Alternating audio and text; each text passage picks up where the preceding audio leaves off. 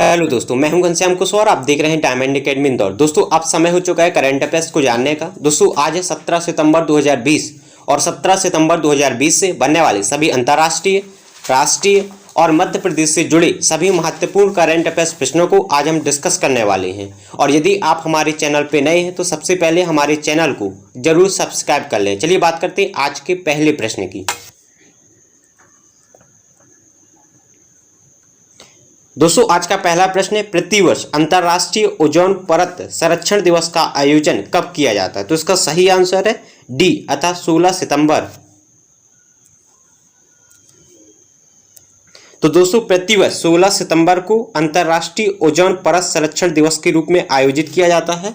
और दोस्तों, इसकी शुरुआत संयुक्त राष्ट्र महासभा द्वारा 19 दिसंबर 1994 से की गई थी। और इस वर्ष विश्व ओजोन परत संरक्षण दिवस की थीम जीवन के लिए ओजोन और ओजोन परत संरक्षण की 35 साल रही है। और यदि बात हम करें ओजोन परत संरक्षण से संबंधित किए गए अंतर्राष्ट्रीय प्रयासों के संबंध में, तो दोस्तों मार्च 1985 में ओजोन परत के संरक्षण हेतु बीना में एक विश्व स्तरीय सम्मेलन का आयोजन किया गया था, जिसे बीना सम्मेलन के नाम से जाना जाता है। तो दोस्तों, इस सम्मेलन में ओजोन संरक्षण से संबंधित अनुसंधान, ओजोन परत का व्यवस्थित निरीक्षण और क्लोरोफ्लोरो कार्बन गैसों की निगरानी और आवश्यक सूचनाओं के आदान प्रदान जैसे मुद्दों पर गंभीरता से इस सम्मेलन में चर्चा की गई थी। दोस्तों, इसके अलावा यदि हम बात करें तो वर्ष 1987 में मॉन्ट्रियल समझौता हुआ था और इसका भी उद्देश्य सभी क्लोरोफ्लोरोकार्बन गैसों में कमी लाना था। इसके अलावा दोस्तों, यदि हम बात करें सितंबर माह के कुछ महत्वपूर्ण दिवसों की, तो दोस्तों प्रतिवर्ष 3 सितंबर को विश्व वन्यजीव संरक्षण दिवस के रूप में मनाया जाता है। इसके अलावा प्रतिवर्ष 5 सितंबर को शिक्षक दिवस के रूप में मनाया जाता है। साथ ही 5 सितंबर को अंतर्राष्ट्रीय चैरिटी दिवस के रूप में आयोजित किया जाता है। इसके अलावा प्रतिवर्ष 8 सितंबर को अंतर्राष्ट्रीय साक्षरता दिवस के रूप में आयोजित किया जाता है। इसके अलावा 10 सितंबर को विश्व आत्महत्या रोकथाम दिवस के रूप में आयोजित किया जाता है। तो दोस्तों, इस प्रकार इस क्वेश्चन से इतनी जानकारी प्राप्त हो जाती है। दोस्तों, आज का दूसरा प्रश्न है, हाल ही में केंद्रीय कैबिनेट द्वारा किस राज्य में एम्स बनाने की मंजूरी प्रदान की है? तो इसका सही आंसर है बी अर्थात बिहार। तो दोस्तों, हाल ही में केंद्रीय कैबिनेट द्वारा बिहार में एक नए एम्स बनाने की मंजूरी प्रदान की गई है। और दोस्तों, यह एम्स लगभग 1264 करोड़ रुपए की लागत से बिहार के दरभंगा में खोला जाएगा। दोस्तों, एम्स से आशय है all India institute of medical science. और यदि हम बात करें मध्य प्रदेश में, तो मध्य प्रदेश में एकमात्र एम्स भोपाल में स्थित है और इसकी स्थापना वर्ष 2012 में की गई थी। अगला प्रश्न है, BWF द्वारा थॉमस और उबेर कप 2020 का आयोजन वर्ष 2021 तक के लिए स्थगित कर दिया गया है। वर्ष 2020 में इस टूर्नामेंट का आयोजन किस देश में आयोजित किया जाना प्रस्तावित था? तो दोस्तों, इसका सही आंसर है ए अर्थात डेनमार्क। तो दोस्तों, हाल ही में BWF द्वारा थॉमस और उबेर कप 2020 का आयोजन 2021 तक के लिए स्थगित कर दिया गया है, जिसका आयोजन डेनमार्क में आयोजित किया जाना प्रस्तावित था। दोस्तों, थॉमस कप और उबेर कप का संबंध फुटबॉल से है। अगला प्रश्न है, हाल ही में एशियाई विकास बैंक द्वारा चालू वित्त वर्ष 2020-21 में भारतीय अर्थव्यवस्था में कितने फीसदी गिरावट का अनुमान लगाया गया है? तो इसका सही आंसर है सी अर्थात 9%। तो दोस्तों, हाल ही में एशियाई विकास बैंक अर्थात ADB द्वारा चालू वित्त वर्ष 2020-21 में भारतीय अर्थव्यवस्था में 9% गिरावट का अनुमान लगाया गया है। दोस्तों, इसके अलावा हाल ही में फिच रेटिंग्स ने चालू वित्त वर्ष 2020-21 के लिए भारतीय अर्थव्यवस्था में 10.5% गिरावट का अनुमान लगाया था। इसके अलावा हाल ही में चालू वित्त वर्ष 2020-21 की पहली तिमाही, जिसमें से अप्रैल मई जून माह शामिल थे, में भारत की जीडीपी में लगभग 23.9% गिरावट की अनुमानता दर्ज की गई थी। अगला प्रश्न है, हाल ही में रचित माई लाइफ इन डिजाइन नामक पुस्तक के लेखक हैं? तो इसका सही आंसर है ए अथा गौरी खान।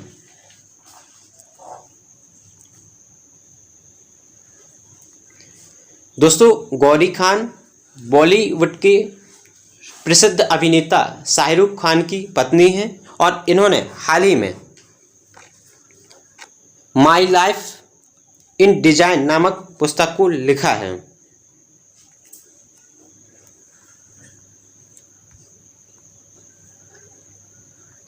अगला प्रश्न है, euro money awards of excellence द्वारा लाइफ टाइम अचीवमेंट अवार्ड 2020 से किसे सम्मानित किया गया है?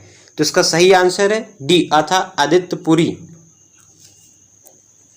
दोस्तों, आदित्य पुरी HDFC बैंक के मैनेजिंग डायरेक्टर हैं और इन्हें हाल ही में euro money awards of excellence द्वारा लाइफ टाइम अचीवमेंट अवार्ड 2020 से सम्मानित किया गया है।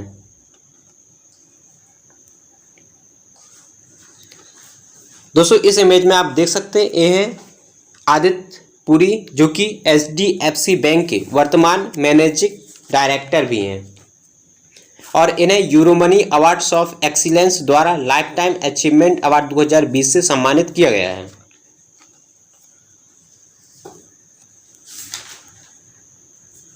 अगला प्रश्न है, हाल ही में वैज्ञानिकों द्वारा शुक्र ग्रह में किस गैस की उपस्थिति का पता लगाया गया है? तो इसका सही आंसर है सी अथा फॉस्फीन।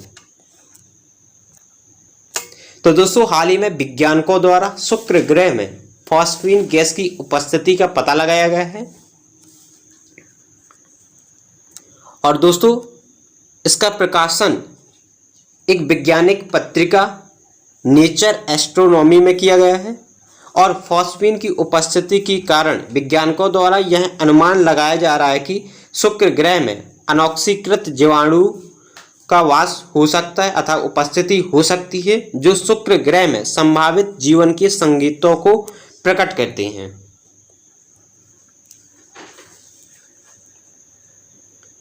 अगला प्रश्न है, एशियाई विकास बैंक ने भारत में कंट्री डायरेक्टर के तौर पर किसे नियुक्त किया है? तो इसका सही आंसर है ए अथा टेको कॉनसी।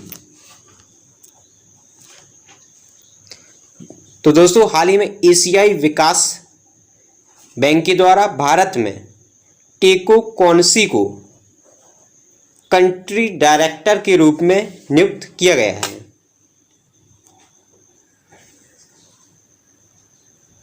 दोस्तों, इस इमेज में आप देख सकते हैं, ये है टेको कॉनसी, जिसे एशियाई विकास बैंक ने भारत में कंट्री डायरेक्टर के तौर पर नियुक्त किया है।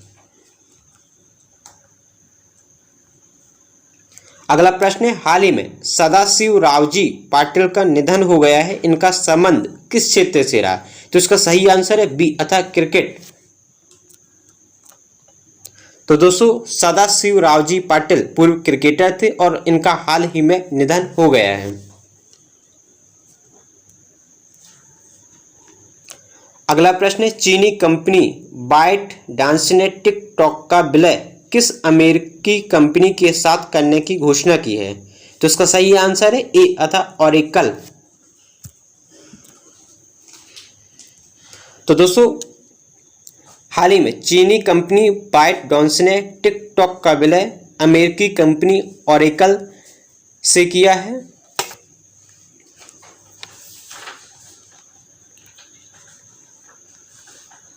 अगला प्रश्न है, भारत को किस समयावधि के लिए United Nations commission on states of women का सदस्य चुना है? तो इसका सही आंसर है डी अर्थात वर्ष 2021 से 2025 तक। तो दोस्तों, वर्ष 2021 से 2025 तक भारत को United nation commission on states of women का सदस्य चुना गया है?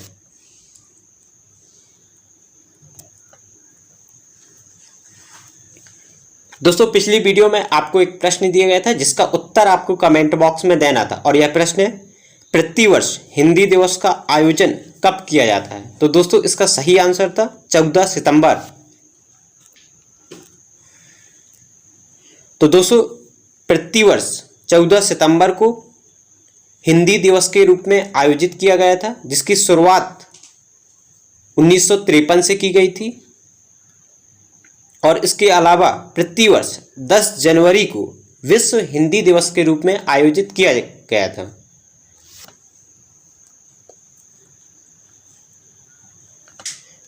दोस्तों पुनः आपको एक प्रश्न दिया जा रहा है जिसका उत्तर आपको कमेंट बॉक्स में डिटेल सहित देना है और यह प्रश्न है, हाल ही में राज्यसभा का डिप्टी चेयरमैन किसे नियुक्त किया गया है?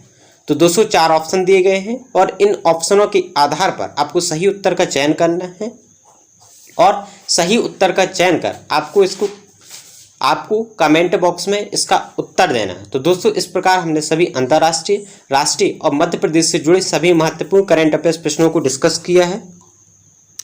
और यदि आपको यह वीडियो अच्छा लगा है तो इस वीडियो को लाइक करें, कमेंट करें और ज़्यादा से ज़्यादा अपने मित्रों तक इस वीडियो को ज़रूर साझा करें।